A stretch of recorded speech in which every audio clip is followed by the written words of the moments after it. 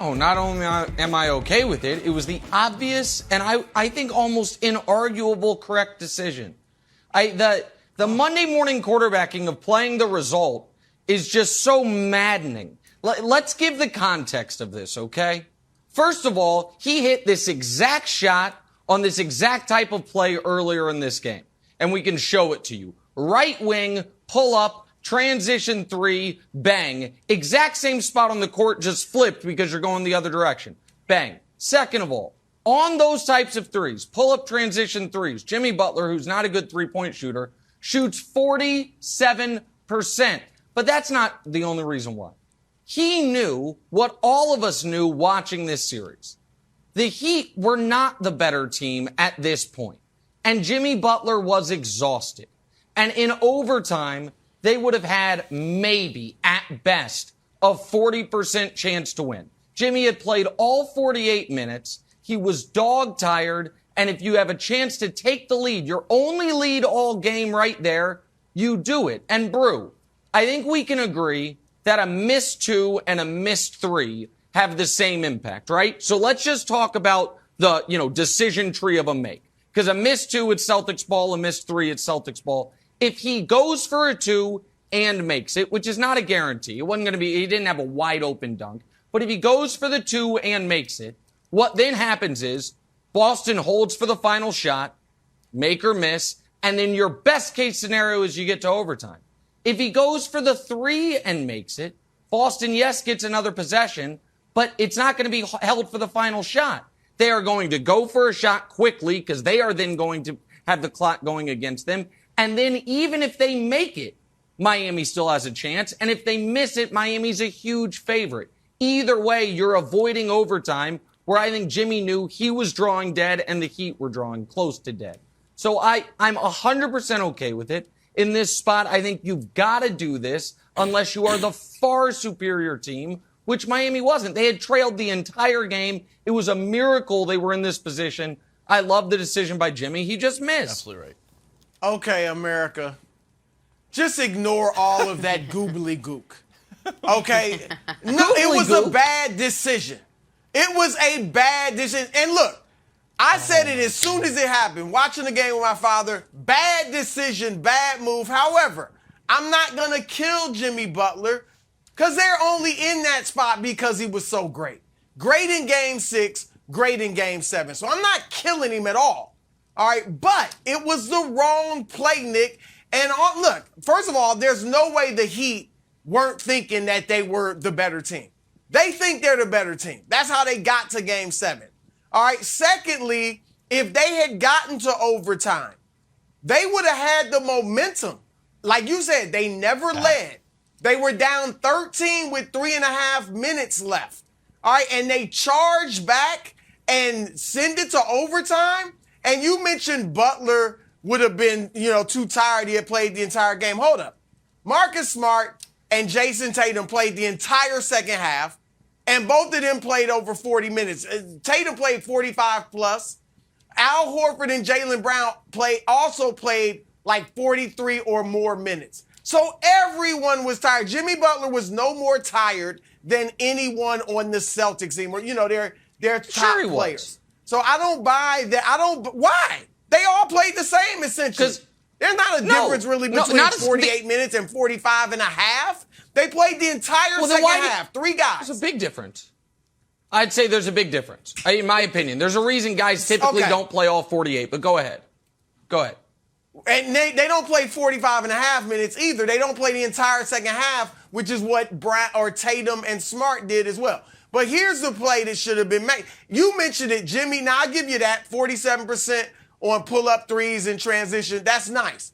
But overall, he's an 18% three. He shot 18% from 3 in this series. That 3 you showed was the only one of 4 attempts that he made in that game. He shot 23% from 3 on the season. So he's not a good three-point shooter, but guess what? He's a great mid-range shooter or driver to the bucket. And we saw yesterday he had made several great drives and finished in traffic. So he had better options.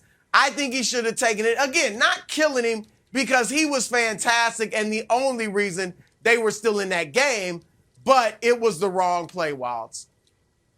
Broussard, you are the king of the puncher's chance.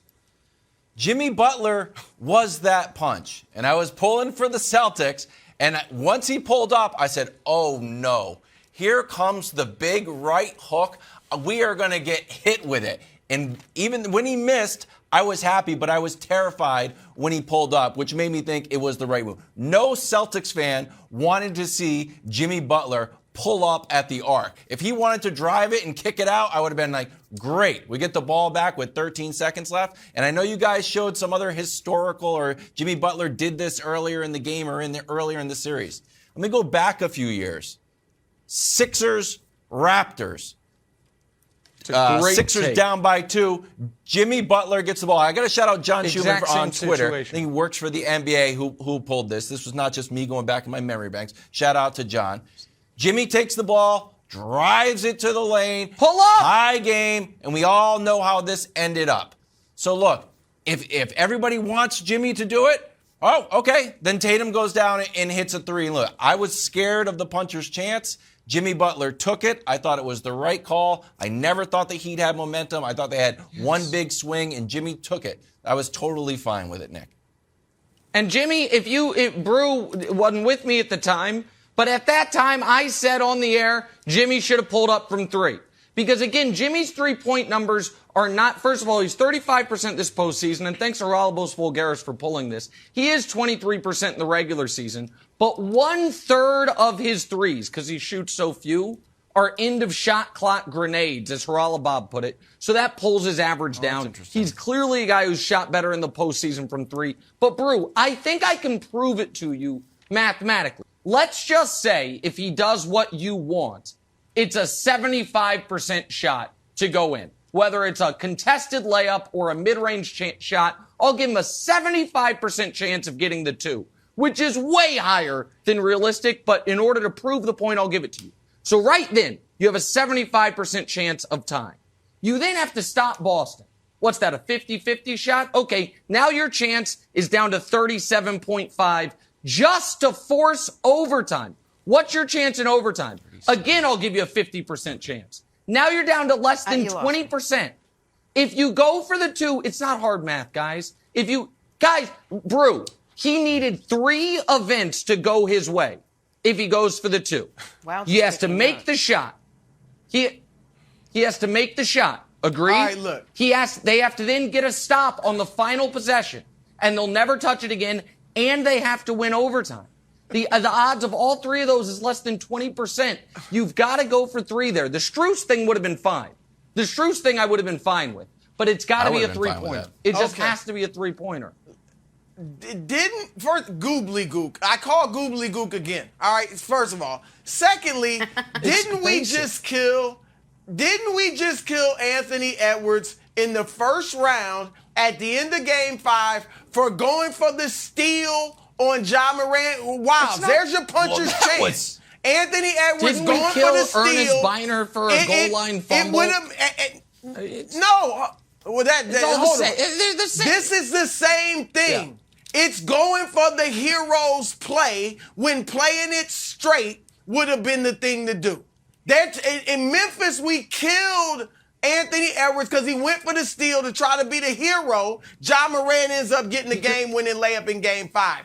This was the same thing. The right thing to do was go get the 2-point bucket. He may have gotten an and 1. He may have gotten an and 1. Now we're giving him an and 1. No, I'm just saying it's possible. He's not a good 3-point shooter. This is not like Kevin Durant pulling up. 2. Thanks for watching. Subscribe here to get the latest from the show. Also, be sure to check out more of the best clips from First Things First, or go watch a few segments from our other shows on FS1.